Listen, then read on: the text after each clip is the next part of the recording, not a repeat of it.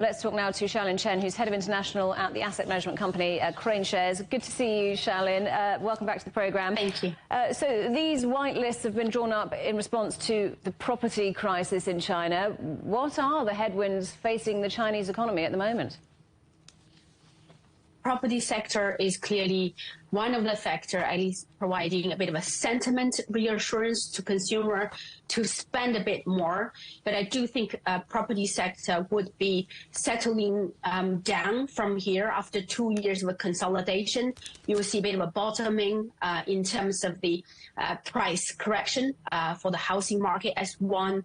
Second, given all the liquidity injection has been provided by the government, by the policymaker in China, you will start to see more relaxed on the funding available to the good real estate developers in China to be able to kick off the projects in spring. Thirdly, hopefully the consumers now feel a bit confident given all the help provided by the policymaker on the demand side, namely the reduced mortgage rates, the removed restriction of purchases. This is one of the key sectors, obviously, mainly driven towards for investor sentiments towards China real estate sector. Obviously, liquidity is sufficient to China's economy.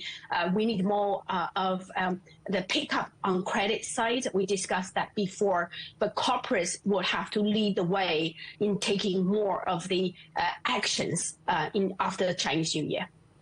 So markets have been waiting for the details of which companies, which projects are on these white lists. What do you make of the timing of their release now?